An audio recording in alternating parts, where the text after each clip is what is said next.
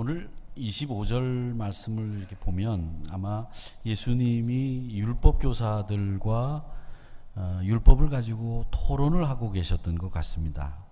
그 중에 한 율법 교사가 일어나서는 예수님에게 질문을 합니다. 어떤 질문을 했느냐?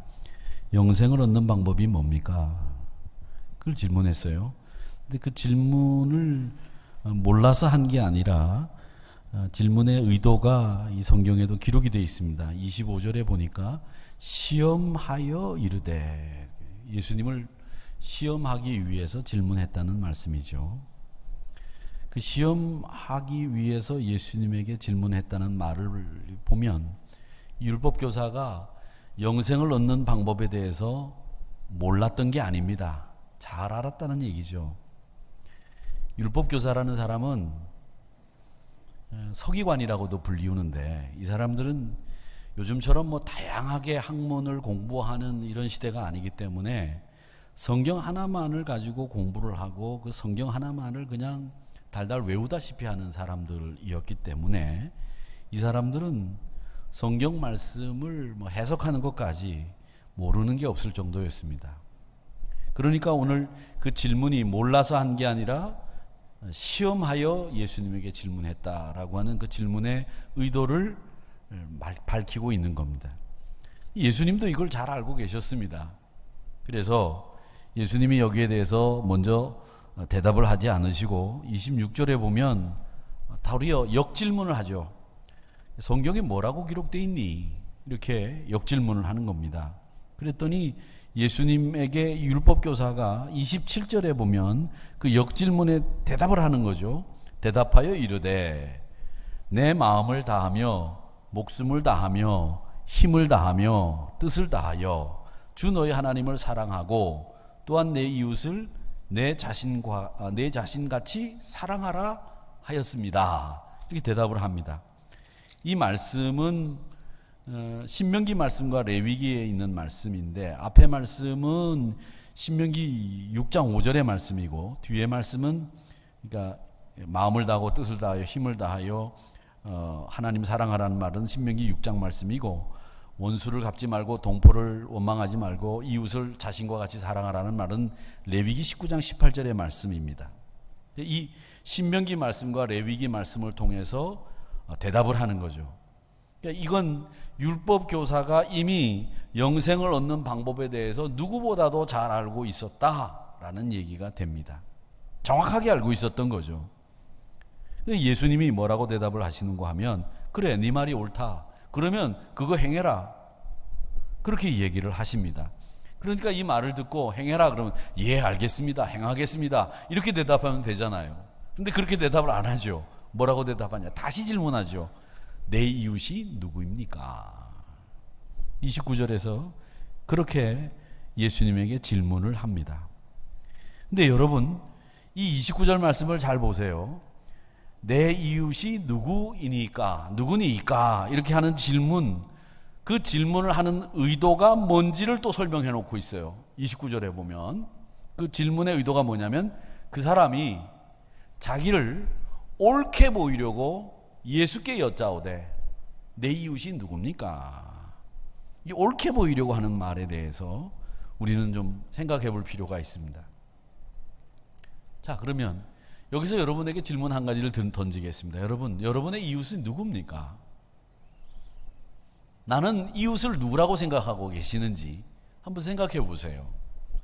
내가 좋아하는 옆집 사람이 될 수도 있겠죠. 근데 요즘에는 뭐 옆집 사람들하고 그렇게 소통하고 관계를 맺고 사는 분들이 별로 없지요? 없습니다. 내가 좋아하는 구역 식구, 우리는 신자니까 남전도회, 여전도회 회원들이 내 이웃이 될 수 있겠죠. 아니면 직장에서 내 일에 협조해주고 나를 잘 끌어주는 직장 상사가 될 수도 있고, 나를 잘 따르는 직장 후배가 될 수도 있고, 동료가 될 수도 있습니다. 내 이웃들이죠. 아마 그 정도로 내 이웃을 이렇게 생각하고 계시지 않을까 생각합니다. 지금 율법교사가 예수님에게 이런 정도를 생각하고 내 이웃이 누굽니까? 라고 질문을 했느냐? 이 사람의 질문의 이면에 이 사람이 가지고 있는 마음, 이 사람이 가지고 있는 그의 진실, 그의 본뜻, 이걸 우리가 간파를 해야 되겠는데, 이 사람은 지금 마음속에 내 이웃은 이런 사람이다 라고 이미 한계를 지어놓고 정해놓고 있다는 거죠. 내 이웃은 적어도 이런 사람이어야만 내 이웃이 될 수 있다라고 하는 범위가 정해져 있는 거예요. 자신들이 원하는 유대인, 그리고 율법으로도 완벽하게 지키는 유대인, 이런 사람이 율법 교사인 나에게 어울리는 이웃일 거다, 이렇게 생각하고 있었다는 거죠. 유대인들은 이방인들, 특히 이 사마리아인들에 대한 적개심이 굉장히 많은 사람들입니다. 그 유대인들이 하루에 3번 드리는 기도문이 18개 정도 있다 그래요. 그 중에 12번째 기도문이 어떤 기도문이 있느냐면 이런 기도문이 있습니다. 사마리아인들이 이방인들과 함께 한순간에 멸망당하게 하시고 저들의 이름을 생명책에서 제거해 주십시오. 이게 하루에 3번 드리는 18개 기도문들 가운데 12번째 기도문이에요. 날마다 기도를 통해서 저주를 퍼붓는 거죠. 저주를 퍼붓는 기도가 그들의 기도였다는 겁니다. 그러니까 율법교사가 지금 내 이웃이 누구입니까? 라고 하는 이 질문에는 사마리아인이나 이방인들이 내 이웃이라고 하는 생각은 할 수가 없는 거죠. 없는 겁니다. 그냥 내가 정해놓은 내 범위, 내 한계 내에서 그 사람들이 내 이웃이지 다른 사람들은 내 이웃일 수 없다. 내가 정해놓은 이 이웃이 당신도 동의하느냐? 내가 정해놓은 이 이웃에 대해서 당신도 생각이 같으냐? 이걸 지금 묻는 거예요. 예수님의 생각을 묻는 게 아닙니다. 내 의도가 이런데 당신 뜻도 그러냐? 동의해라. 이런 말입니다.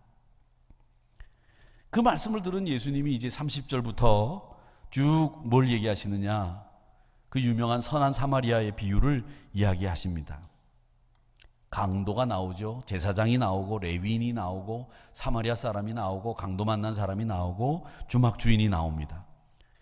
이런 인물들이 쭉 등장을 하는데 이 말씀을 보면 우리가 내가 쉽게 이 사람과 비슷하다 생각할 수 있는 부류의 사람이 저는 2명이 내가 쉽게 이 사람과 나는 같아질 수 있겠다 생각하는 사람이 저는 2부류의 사람이라고 생각하는데 한 사람이 제사장이고 한 사람이 강도 만난 사람이라고 생각합니다. 먼저 제사장. 여러분 보여드릴 그림에 보면 이 제사장은 지금 저 뒤에서 성경인지 율법인지를 보고 지금 걸어가고 있어요. 강도 만난 사람에게 관심을 기울이지 않죠. 어쩌면 이런 행동을 하는 사람이 나 아닌가? 이런 생각을 하게 되는 겁니다. 평소에 선한 양심을 가졌다고 존경받고 착한 사람이라고 인정하는 사람입니다. 제사장 정도 되면. 이 사람은 그리고 항상 선한 일을 하기 위해서 의도적으로 많은 사람들을 보는 데서 선한 일들을 해왔겠죠. 그런데 이 사람은 항상 또 자기의 시선에서 자기의 입장에서만 생각하는 사람이었어요. 자기 시각으로만 세상을 바라보는 사람입니다.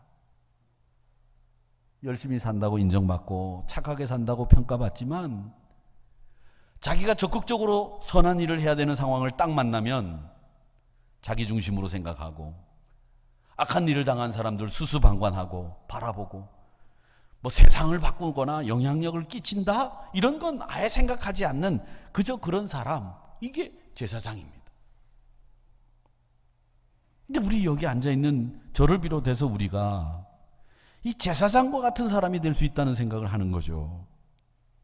우리도 저도 이웃으로부터 세상으로부터 좋은 평가받고 싶고요. 인정받고 싶고요. 또 사람들이 저를 향해서 야, 이웃을 배려하고 참 이웃에게 존경받고 공경에 처한 사람을 도와주는 사람이라고 다른 사람들이 그렇게 생각하기를 바라는 거죠. 내가 못된 사람이라고 생각하지 않는 거죠. 그런데 결정적인 순간에는 자기 시각으로 자기 입장에서만 판단하고 생각한다는 거예요. 이게 제사장이에요. 그 제사장이 혹시 내가 아니냐 이런 생각을 하는 겁니다. 근데 여러분, 이 율법교사의 질문을 다시 한번 생각해 보면서 이 제사장의 문제와 율법교사가 가지고 있는 문제가 뭔지를 한번 보세요. 내 이웃이 누구입니까? 이렇게 물어보는데 그 물어보는 질문의 이면, 그 의도가 뭐냐? 여기 성경에 나와 있잖아요.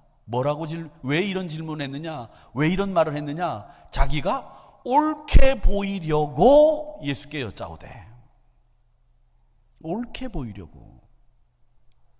여기 안에 율법교사와 제사장의 문제가 들어있습니다. 문제는 내가 지금 하나님이 기뻐하시는 이웃, 하나님이 도와줘야 되는 사람들을 향해서 선한 자비를 베푸는 이웃이 아니라 내가 정해놓은 이웃과 내가 정해놓은 범주 안에서의 사람만 사귀고, 그리고 내가 하는 행동은 결국 다 모두 남에게 옳게 보이려고 하는 행동으로 점철되어 있다는 거예요. 하나님의 말씀에 의한 이웃이 아니라 내 마음에 드는 내가 좋아하는 이웃으로 이미 이웃을 정해놨다는 거죠. 내가 사랑을 실천해야 되는 대상은 내가 이미 정해놨다는 겁니다. 그러니까 너는 네가 이웃이 누구냐라고 말하는 것에 대해서는 대답하지 마라. 내가 이렇게 생각하는데 너도 동의하느냐? 그걸 얘기하고 있는 거예요. 근데 제사장도 똑같죠. 옳게 보이려고 행동하는 것밖에 없어요. 실제로 그 마음속에는 사악하고 미워하는 마음 가득하고 불평하는 마음 가득하고 항상 사람을 미워하고 내 뜻과 맞지 않으면 틀렸다고 얘기하는 이런 사람이면서도 겉으로는 다른 사람들이 나를 인정해주고 다른 사람들이 선한 일을 한다고 그렇게 봐주기를 원하는 마음을 가지고 있는 제사장 같은 사람이 바로 나 아니냐.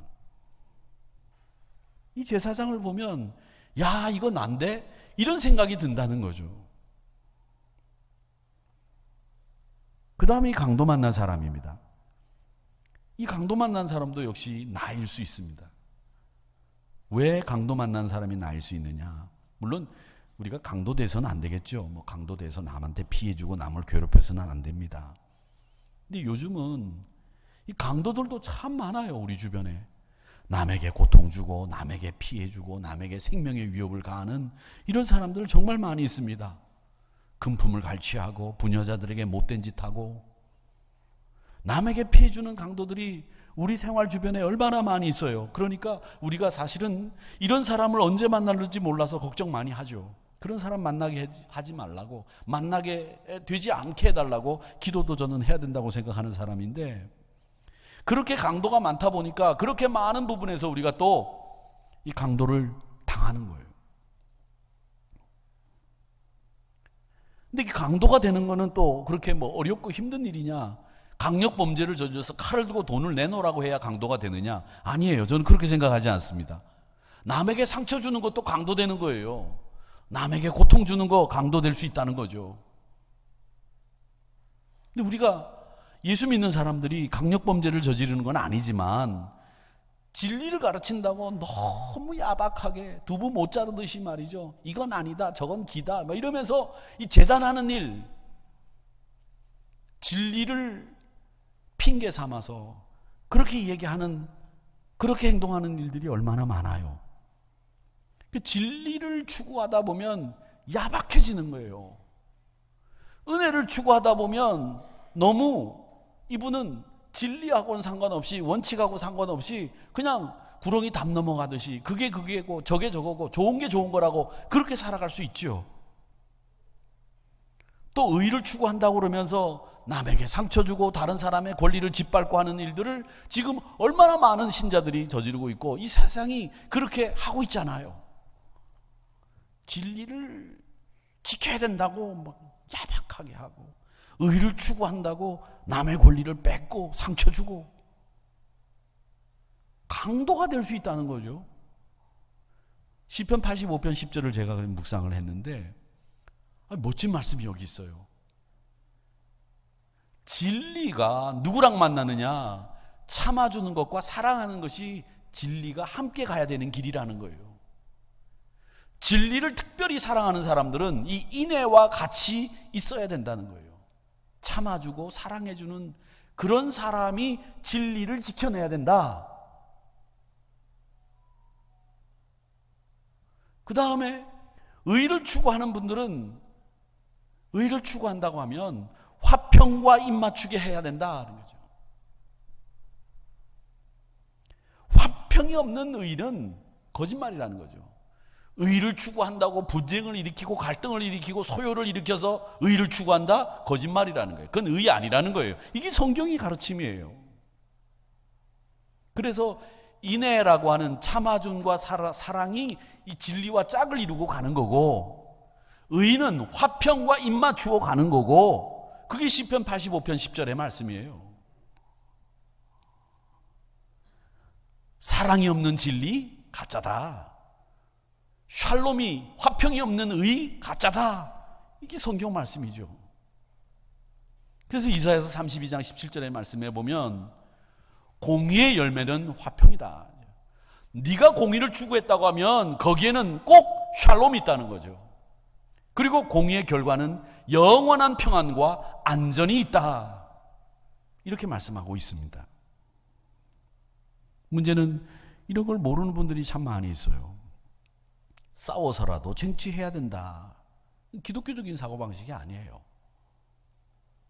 기독교인의 싸움이라고 하는 것은 다른 사람들과의 싸움이 아니라 자기와의 싸움이죠. 거의 대부분 절제하기 위해서 덕을 쌓고 또 자기가 하나님의 말씀을 지키기 위해서 자기 자신과 싸우는 이 싸움이 기독교인의 싸움이 되어야 돼요. 만약에 기독교인의 싸움이 경쟁이 된다면 그건 기독교인의 싸움이 아니에요. 세상 싸움이죠. 우리는 강도편에 서서는 안 됩니다.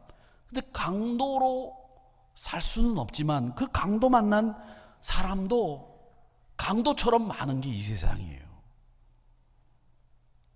뉴스에 나오는 기사와 같은 일만이 강도 사건이 아닙니다. 너무나 많은 강도들에게 노출되어 있고 강도를 만난 채로 살아가고 있습니다. 수많은 병들 때문에 건강을 강도당하고 살잖아요. 코로나19로 인해서 우리가 평범한 일상을 강도 맞았어요. 나의 의도와 상관없이 우리 일상이 다 뺏겨버렸잖아요. 자유롭게 악수하고 걸어앉고 말하고 침을 섞어가면서 찌개를 끓여서 같이 숟가락을 넣어서 먹던 그런 일상은 이제 찾아볼 수가 없게 됐습니다. 근데 예전에는 이런 병이 없으니까 그냥 막 너도 나도 그냥 한 20명씩 모여가지고 다 이래가지고 숟가락 넣어서 먹었거든요. 근데 그런 병 안 걸렸어요.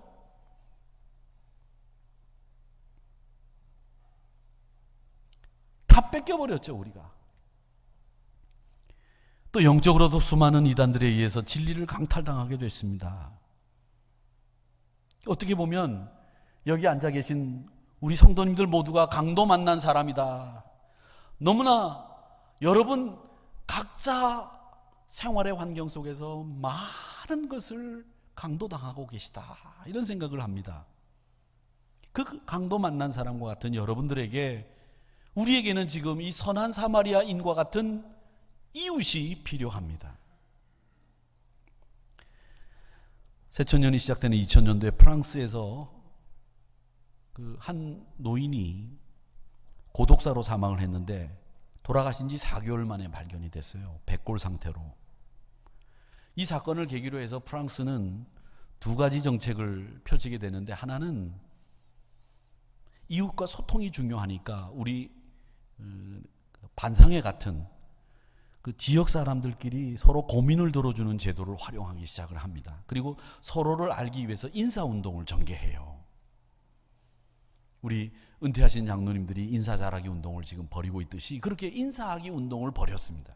서로 알아가는 게 중요하다고 생각을 한 거죠. 그래서 이웃끼리 인사를 시작했고 서로가 서로를 알기 위해서 같이 식사하는 것을 권면했습니다. 이게 타인과 가까워지는 방법이라고 생각을 하고 정부에서는 이걸 시행하도록 유도를 했습니다. 그리고 아이 많이 낳는 운동을 이 프랑스에서 시작을 했죠. 이렇게 타인과 가까워지는 방법이라고 생각한 이 식사를 같이 하는 거, 이걸 심리학에서는 런천 효과, 런천 이펙트라고 합니다. 이걸 프랑스 정부에서 강력하게 권고하게 되는데 점심을 꼭 다른 사람들과 같이 먹어라 이거죠. 그러면 그 사람과 가까워진다 하는 거죠. 우리나라 말도 식구라는 말을 쓸 때 먹을 식자에다 입구자를 쓰지 않습니까? 같이 먹는 사람들, 이게 식구예요. 식구가 되는 거죠. 점심이라고 하는 말은 왜 마음에 점 하나 찍는다 그래서 간단하게 먹는 거죠. 이게 영어로는 런치 아닙니까? 근데 런천이라고 하는 건 잘 차려진 진수성찬의 오찬을 런천이라고 부릅니다. 저는 이 런천 효과를 보면서 잘 차려진 음식을 먹어서 런천이 되는 것이 아니라, 런치가 런천이 되는 게 아니라 우리가 다른 사람들과 같이 어울려서 국수 한 그릇을 먹더라도 그 국수 한 그릇을 먹더라도 다른 사람들과 어울려서 같이 먹을 수 있다면 그게 런치가 아니라 런천이 된다는 거예요. 잘 차려진 오찬이 된다는 거죠. 좋은 음식, 기가 막힌 음식을 먹는다는 의미보다도 이웃과 함께하는 그 식사를 잘 차려진 식사라고 부른다는 거예요. 이 런천 효과는 한마디로 얘기하면 너하고 나 말하고 싶어, 너하고 사귀고 싶어, 너하고 소통하고 싶어, 이런 뜻이 담겨 있다는 거예요. 여러분, 제가 이 말씀을 드리는 이유는 여러 모양으로 여러분 형편대로 여러분 처지에서 강도 만난 상황들이 다 하나씩 있으실 텐데 그런 강도 만난 상황에서 단절이 아니라 소통할 수 있는 이웃이 우리 모두에게 필요하다는 거예요. 오늘 말씀에 등장하는 제사장처럼 자기가 좋아할 사람들을 정해놓고 그 사람만 사귀는 이런 세상이 아니라 소통이 필요한 사람들과는 가감없이 그 사람들과 소통하면서 어울릴 수 있는 세상, 그들에게 위로를 던져줄 수 있는, 도움이 필요한 사람에게 도움을 줄 수 있는 사람, 그런 사람들이 우리 누구에게나 다 필요하다는 거죠. 그렇다고 한다면 이 강도 만난 자의 이웃은 누구냐? 36절에 보면 누가 강도 만난 사람의 이웃입니까? 그렇게 얘기를 예수님이 이제 되물었어요. 그랬더니 이 율법 교사가 뭐라고 얘기하냐면 거기에 자기가 대답을 다 해요. 예, 누가 이웃이냐? 강도 만난 자의 이웃이 누구냐? 예수님이 물으니까 그 율법 교사 대답이 뭐냐면 이르되 37절에 자비를 베푼 자니이다. 자기가 해답을 다 알고 있어 이미. 그 내 이웃이 누구입니까? 라고 하는 오늘 설교 제목의 결론은 뭐냐? 자비를 베푼 자가 내 이웃입니다. 결론이 나오는 거죠. 사랑하는 성도 여러분, 내가 정해놓은 이웃만 우리 이웃이 아니고 강도 만난 사람은 모두 우리의 이웃이고 우리가 자비를 베풀어야 될 사람들입니다. 물론 우리는요, 우리 한국 사람들은, 저도 한국 사람이지만 혈통적으로, 지연적으로, 학연적으로 우리는 굉장히 배타적인 사람들입니다. 배타적인 사람들이에요. 이스라엘 사람들도 말할 것 없지만 우리 한국 분들도 굉장히 배타적이라서, 이 배타적이라는 말은 말이죠, 이런 게 배타적인 거예요. 예를 들어서 내가 이거 아니면 싫어, 이게 배타적인 게 아니라, 예를 들자면 제가 누굴 만났어요. 만났는데 명함을 딱 받았는데 윤가야, 윤가. 와, 윤씨네. 그러면 다른 김씨나 이씨가 그 일을 하는 것보다 난 윤가가 하면 좋겠어. 아, 윤씨라 좋아. 이거 배타적인 거예요. 근데 우리가 그런 일들 많이 하잖아요. 아, 고향이 어디야? 아, 나랑 고향이 똑같네. 배타적인 거예요. 학교 어디 나왔어? 아, 예, 어디 학교 나왔습니다. 와, 후배네, 선배네 이러면서 좋아하는 거. 배타적인 거예요. 근데 우리는 유독 그런 걸 좋아하거든요. 우리 한국 분들은. 안 좋아하시는 분 계세요? 여기서 고개를 안 좋아하는 분 계세요? 그럴 때 저는 안 좋아합니다. 이럴 분 아무도 없으실 거예요. 왜? 우리 한국 사회가 그걸 대단히 소중하게 생각하기 때문에 그렇죠. 근데 오늘날 우리 예수 안 믿는 사람들 보자고요. 이 사람들 다 강도 만난 사람들 아닙니까? 영생에 대한 소망이 없어서 죽음에게 강도, 생명을 강도 맞았잖아요. 사탄에게 속수무책으로 당하고 강도 만난 사람으로 살고 있지 않습니까? 그 사람들에게 도움이 돼야 되고 그 사람들에게 자비를 베풀어야 되는데 먼저 믿은 우리가 자비를 베풀지 않으면 나 역시 또 한 사람의 제사장 되는 거예요. 강도 만난 사람은 누군가의 도움이 필요하고 그 도움이 없으면 도무지 소송할 수 있는 길이 없는 사람이죠. 그 사람에게 우리가 자비를 베푸는 이웃이 되어야 됩니다. 그래서 자비라고 하는 것은 편견에 따라서 베푸는 게 아니라 모두에게 베풀어 줄 자비예요. 우리가 가지고 있는 이 편견에 빠지면 제사장 되는 거 한순간이에요. 근데 지금 우리는 말로는 선한 사마리아인 같은 삶을 나도 살아야지. 그리고 텔레비전에서 NGO 단체에서 광고하는 거 보고 한 달에 내가 10,000원씩 5,000원씩 하면 저 어린아이들이 살아난다고 하니까 그거 후원하면서 자기 신앙의 허영심 채우고 내가 남을 돕고 있다고 하는 걸 스스로 위로하고 합리화하면서 나는 선하게 살고 있어. 그렇게 인정받고 옳게 보이려고 하는 행동들 다 하지요. 그런데 결정적인 순간에 이웃이 누구냐 그렇게 얘기를 하면 자기가 가지고 있는 편견 가지고 자기가 가지고 있는 편협한 생각에 의해서 이웃의 범주 정해놓고 이 사람 아니면 난 상종 안 해. 이 사람 아니면 난 상대 안 해. 그 사람은 난 말 못해. 이렇게 편견 가지고 자기 나름대로 정해놓은 이웃이 있다는 거죠. 그 이웃이 있는 사람이 제사장 아니고 누굽니까? 사회적인 신분, 지위, 학연 이런 걸로 이웃을 구분하지 마세요. 성도는 편견을 가진 사람이 아닙니다. 성도는 적어도 편협한 생각하면 안 돼요. 근데 유독 더 이 기독교인들이 편협하고 편견을 많이 가진 사람들이거든요. 유대인들 보세요. 근데 우리 기독교인들도 그렇게 편견을 가지고 편협한 생각을 많이 해요. 야고보서 2장 4절 말씀 볼까요? 뭐라고 되어 있느냐? 너희끼리 서로 차별하며 악한 생각으로 판단하는 자가 되는 것이 아니냐. 차별하고 악한 생각으로 판단하고 이게 요즘 우리가 만나고 있는 세상이에요. 사람이 숨쉬기 어렵다는데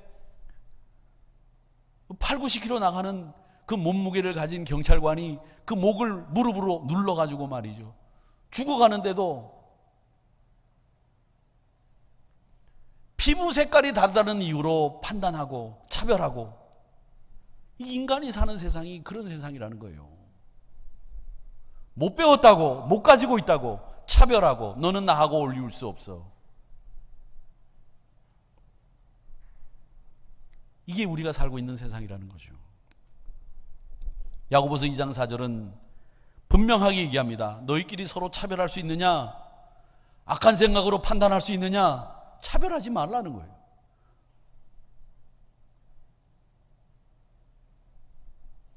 판단하는 것은 하나님의 몫인데 왜 네가 판단하고 있어? 그 악한 생각이라는 거예요. 땅에 속해 있는 한 우리는 이렇게 쉽게 편견에 사로잡히게 됩니다. 편견에 의해서 다른 사람 판단하고 이웃됨을 거부하고 그런 것을 당연하게 생각하고 삽니다. 편견을 허물어야 되겠죠.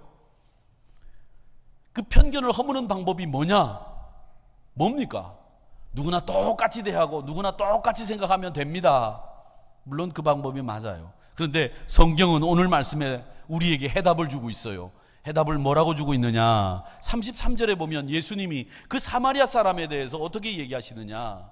어떤 사마리아 사람은 여행하는 중에 강도 만난 사람이 있는 거기에 이르러 그 강도 만난 사람을 보고 그를 어떻게 여겼느냐? 한마디로 얘기합니다. 불쌍히 여겨라는 말씀을 하고 있습니다. 여러분, 오늘 제일 중요한 말씀이 내 이웃이 누구냐라고 했을 때 편견과 편협 없이 누구나 다 내 이웃이 될 수 있습니다라고 하는 여러분의 편견을 깨트리는 작업이 필요하고, 그 편견을 깨트리기 위해서는 어떻게 해야 되느냐라고 했을 때 예수님이 일러주신 방법은 하나입니다. 불쌍히 여겨입니다. 불쌍히 여겨. 이 불쌍히 여긴다는 말은 영어로는 sympathy라고 하는 말이 있죠. 동정심. 이게 불쌍히 여긴다는 말 아니에요. 사실은 원어는 어떻게 돼 있느냐면, 불쌍히 여긴다는 말은 내 이 몸 안에 들어있는 장기들, 심장, 폐, 간, 뭐 쓸개도 있고 장도 있고 다 있는데, 이 내 몸 안에 들어있는 이 내장이 아파한다는 말이 불쌍히 여긴다는 말하고 같은 뜻이에요. 아파한다. 그 사람을 보면 내 마음이 아프고, 그 사람을 보면 내 몸이 아파서 못 견디는 마음, 그게 불쌍히 여기는 마음이라는 거죠. 그런 마음을 가질 때에 편견을, 편협한 생각을 뛰어넘을 수 있다. 이게 예수님의 가르침이에요.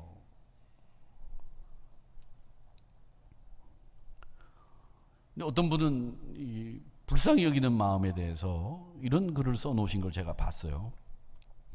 우리 현대인들이 옛날 고대 사람들이나 한 100년 전 사람들보다 훨씬 더 우리가 너그럽대요. 이 삶의 질이 높아져서 너그러운 거는 분명하대요. 그 사람들보다 훨씬 더 너그럽대요. 그런데 너그러운데도 불구하고 우리 현대인들에게 이렇게 그 불쌍히 여기는 마음이 실종된 이유가 뭐냐? 그 너무 바쁘게 살아서 우리 인생을 과속하기 때문에 우리 현대인들이 다른 사람을 불쌍히 여길 수 있는 시간이 없다. 이렇게 얘기하셔요. 우리가 왜 자동차로 여행을 하다 보면 놓치고 가는 게 있는데, 도보로 여행을 하거나 자전거를 타고 여행을 하면 놓친 것들이 눈에 보이듯이, 좀 천천히 우리가 인생을 살면 훨씬 더 많이 우리 주변을 마음 아파하는 마음으로 볼 수 있는 여유가 생긴다는 거죠. 그래서 과속하는 인생이 아니라 좀 저속으로 가는 인생을 살자, 이렇게 이야기하시는 분들도 계시더라고요. 또 여러분, 이 불쌍히 여기는 마음이 또 한 가지 유익한 게 있어요. 어떤 게 있느냐면, 왜 우리가 교회 일을 하다 보면 번아웃 되잖아요. 힘들어. 그래서 연말이 되면 사무총회 때 이제 교회에서 전화가 갑니다. 집사님 내년에 뭘 맡으시죠? 아이고, 무슨 소리입니까? 목사님, 내년에는 저 구역장도 빼주시고 성가대도 빼주시고 교사도 빼주시고 여전도 회장도 안 할 것이고 뭐도 안 할 것이고, 뭐 그렇게 맡은 게 많은지 안 할 것만 쫙 얘기를 해요. 왜 그렇게 됐느냐? 탈진하셔서 그런 거예요. 번아웃 된 거죠. 그럴 때 그 탈진한 마음을 우리가 다시 회복시킬 수 있는 길이 하나 있습니다. 그게 뭐냐? 우리 성도들을 불쌍히 여기는 마음이죠. 내가 아니면 우리 구역 그 아무개 집사 누가 돌볼 수 있을까? 이런 마음이 내 안에 생길 때 다시 하나님이 주시는 힘을 공급받을 수 있는 통로가 열리는 거예요. 불쌍히 여기는 마음, 이런 마음이 우리에게 있어야 돼요. 제가 어떤 글을 읽는 중에 도움도, 그 사람에게 필요한 도움을 줘야 된다는 그런 논지의 글을 쓰신 분의 이야기를 본 적이 있는데, 사진 작가예요. 이분이 사진기를 메고 늘 다니시는 분이신데, 이분이 길을 가다가 심정지를 당한 분을 만난 거예요. 심정지를 당했어요. 근데 이 사진 작가가 심정지를 만난 사람을 처음 봤거든. 길에서 쓰러진 심정지를 당한 사람이. 그럼 가서 자기가 그냥 가가지고 심장 마사지를 먼저 해준다든지, 아니면 거기에 제세 세동기 같은 게 있으면 그거를 한다든지 이렇게 해야 되는데, 이 사람이 사진 작가니까 사진기를 꺼낸 거예요.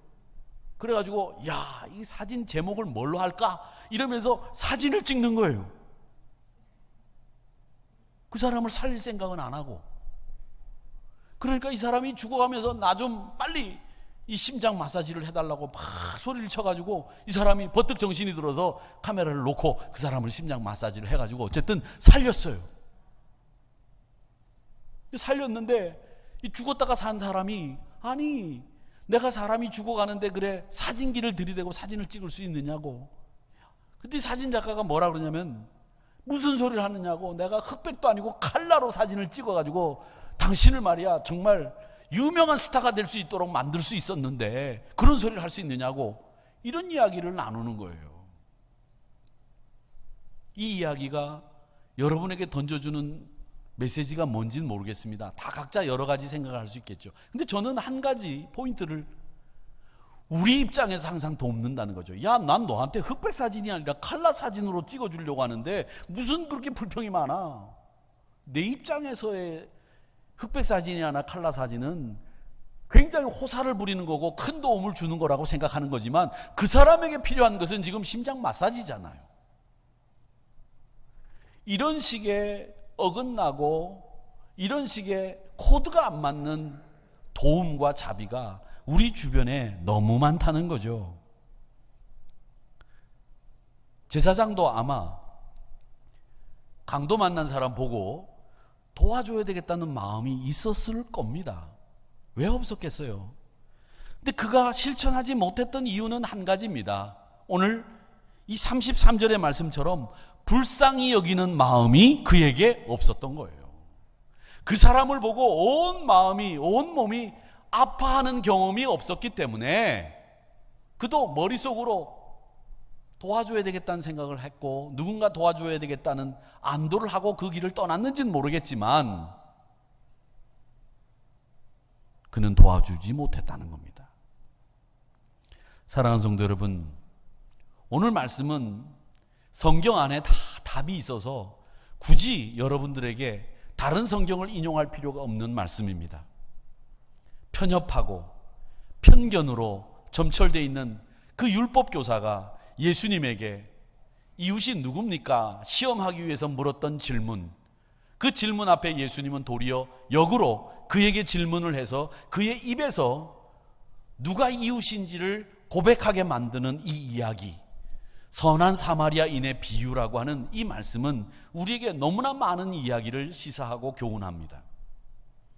이 말씀 속에 우리는 편견을 가지고 있는 내 이웃의 범주를 깨트려야 되겠구나, 내가 그들을 도와줄 수 있다고 한다면 온 마음으로 아파하는 불쌍히 여기는 마음이 있어야 되겠구나, 이걸 배우게 되는 겁니다. 사랑하는 성도 여러분, 많은 분들을 불쌍히 여기시는 마음, 이 마음이 우리에게 필요합니다. 집에 돌아가셔서 집에 같이 사시는 분들을 불쌍히 여기시기를 바랍니다. 불쌍히 여기세요.